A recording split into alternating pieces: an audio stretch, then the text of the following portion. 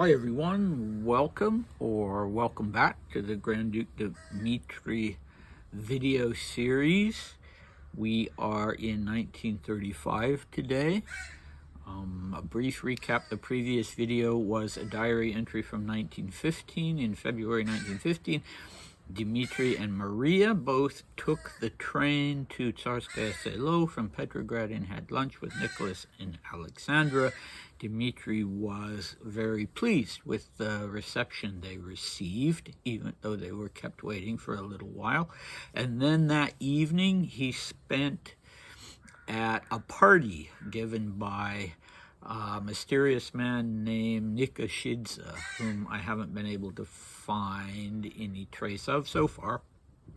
And Sandro of Leuchtenberg, Alexander the Duke of Leuchtenberg, was there, as well as several performers of various kinds. But I think they were guests. I think they weren't there to perform. Dmitri doesn't mention that they entertained.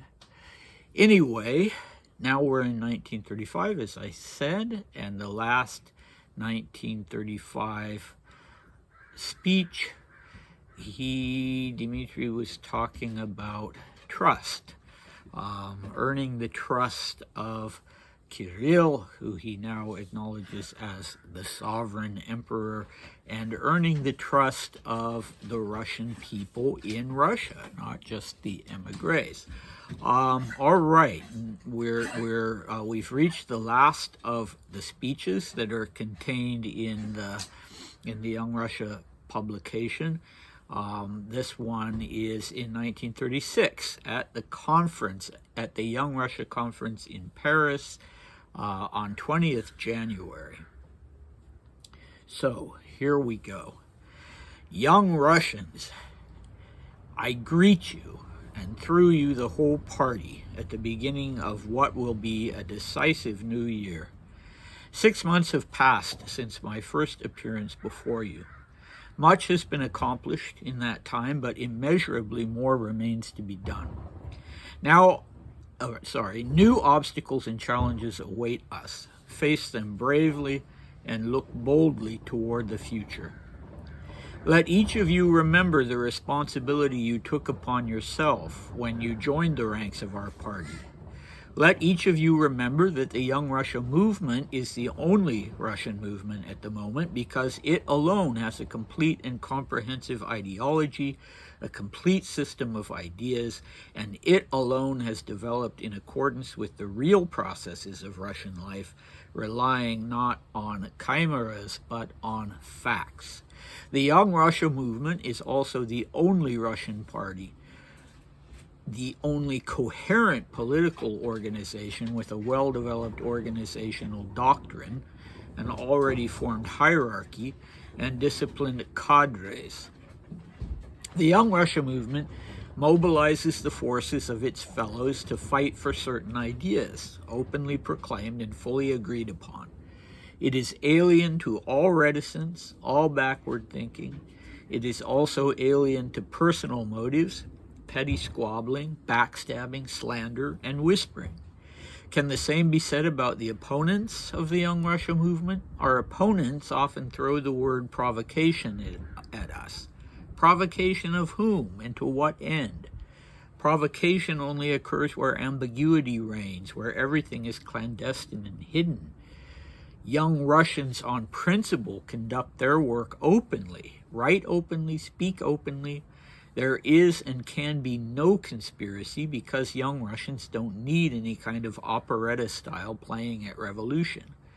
The struggle for historical continuity, for a lawful organic monarchy, for those who place all their hope on the unity of their whole people, for Russian patriots like us, Young Russians, no conspiracy is needed. We do not need darkness, but a bright light. Our struggle is an open conspiracy, a conspiracy in full view of everyone. It is a struggle conducted with open arms, an open heart, and boundless faith in the future greatness and power of the Russian people. Okay, we will stop there. That's a lot to unfold, isn't it? The first thing that sprung to my mind after going through this carefully was Hannah Arendt's warning against movements in her famous book on totalitarianism. She says, political parties, even noxious political parties, are nothing to really be frightened of, as long as they are political parties and not movements. So Nazism was a movement, fascism was a movement. We have movements in our own day and age, and movements, whether they're utopian or whether they're populist or authoritarian, movements are always dangerous, because they come so close, I think, to sort of cults of personality, would be one of the reasons anyway. So was Young Russia a movement, as Dmitri calls it? Well, Kazanbek certainly wanted it to be. And the more I delve into the writings and the documents of the Young Russia Party, rather than just in what Dmitri says about it, the more I think of it as being a kind of hybrid totalitarianism.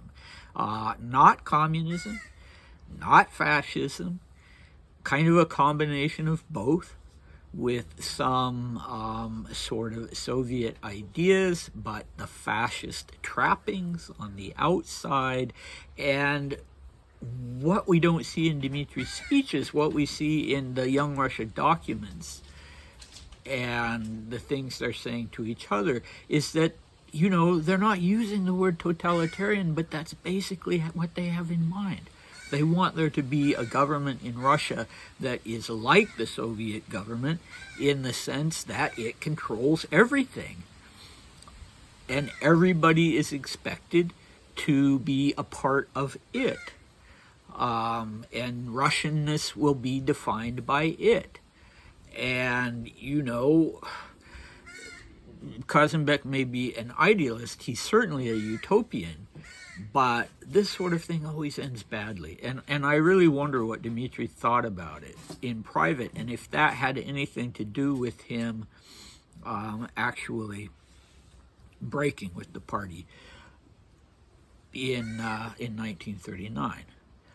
And actually, I think earlier, in 1938, if I recall correctly, he himself had said that it was 1938 when he'd realized that it wasn't good. So he uses the words here, cadres and hierarchies. Young Russia should be taken seriously because, unlike other emigre organizations, it has cadres and hierarchies, and it does indeed. It had something called the Order, and the Order was the inner core, not secret, it wasn't secret, but it was the true believers. If you joined the Order, you were a knight, I think is a word that is used in the Young Russia materials. You are a knight of this order.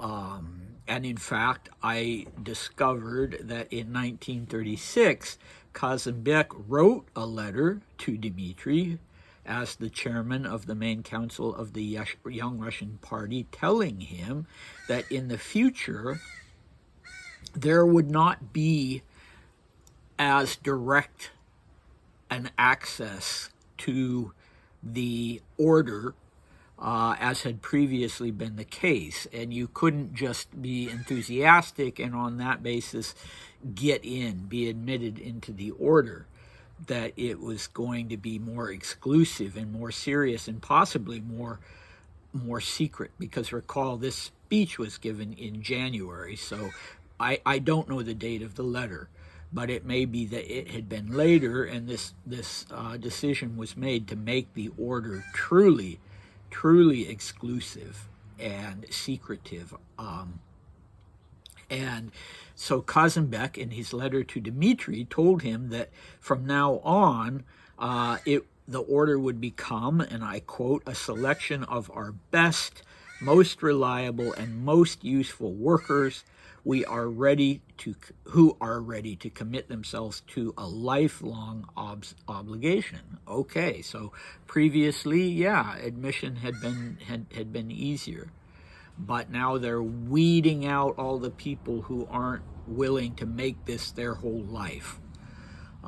Okay, so yeah, I don't know if Dmitri was automatically, as chairman of the main council, part of the order, but maybe not, but he knew about it, and he knew about its activities, and he was kept informed of it, and I don't know if he ever did any, secret ceremony to enter the order or not.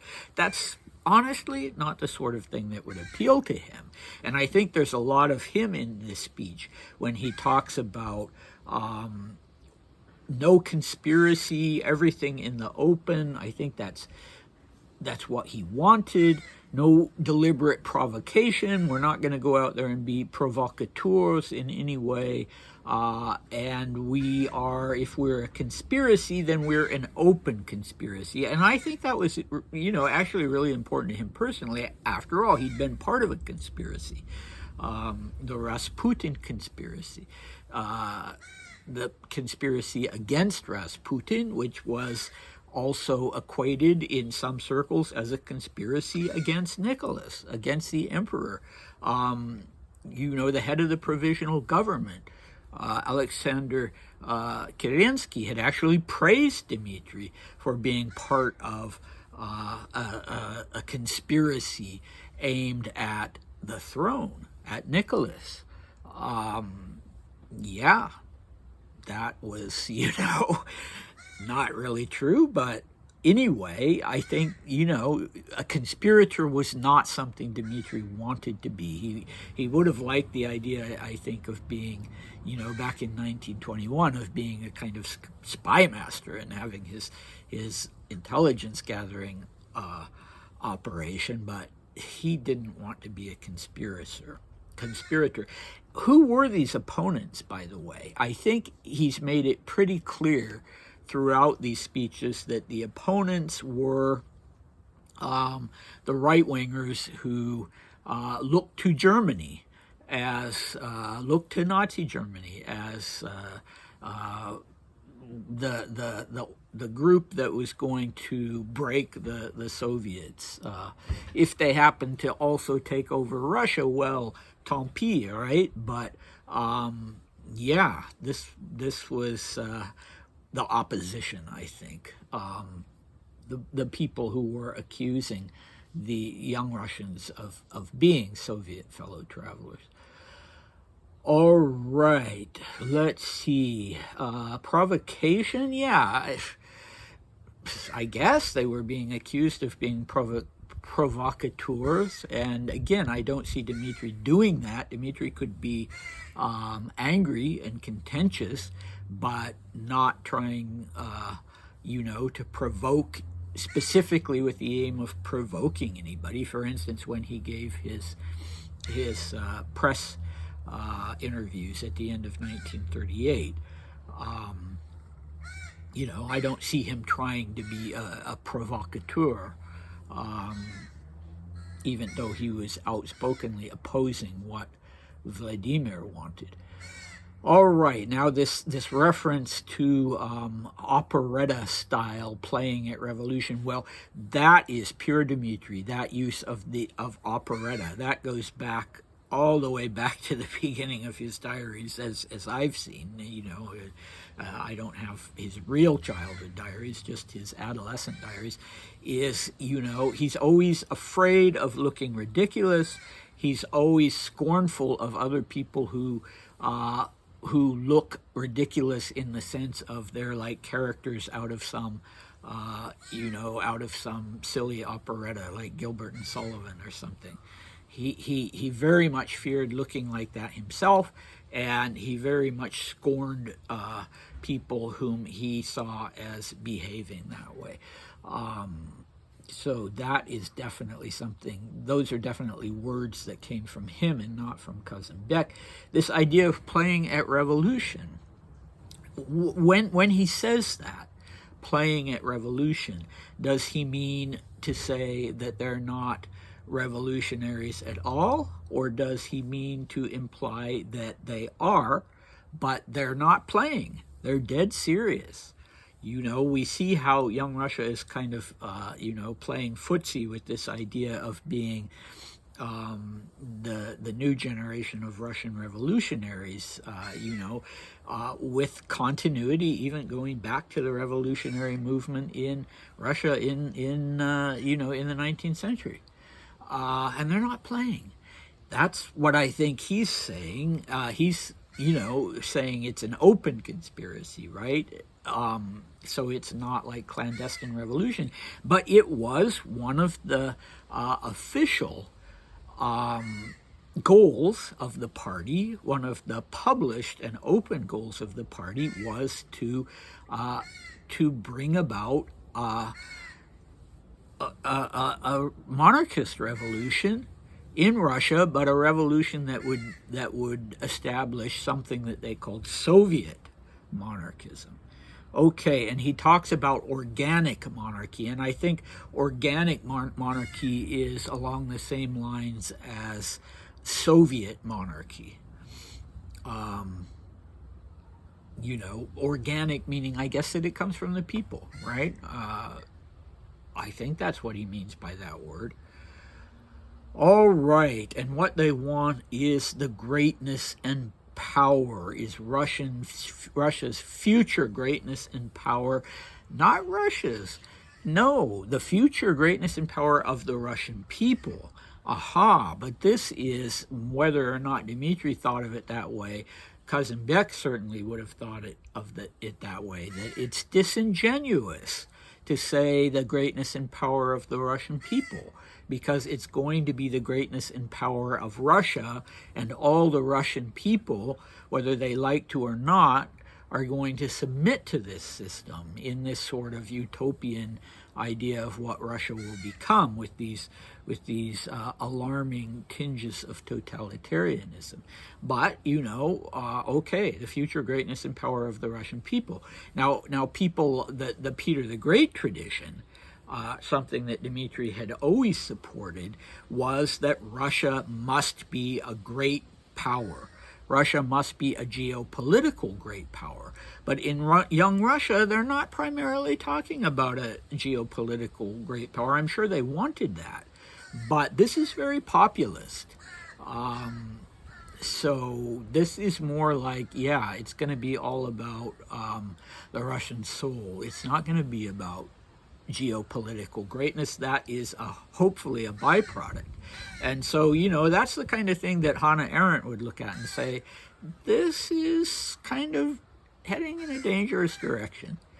And I so much wish I could, go back to Schatz Alp while Dmitri was there and talk to him about all of this and see what he had to say about his involvement with Young Russia, how he felt about it.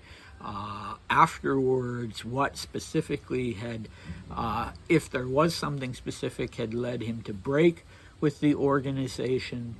Very interesting stuff. So what will we have next time? Well, when we return to 1935, now we're going to have Dmitri really getting personal, really talking about himself in relation to all of this. And I think he was feeling quite sort of pushed against the wall with these quote-unquote opponents, and he was kind of angry, and so he's going to be venting a little bit. When we go to 1915 in the next video, it will focus on his operation, and Maria's going to put her nurse's hat on and help out, and very interesting stuff as always. So please do come back. Bye.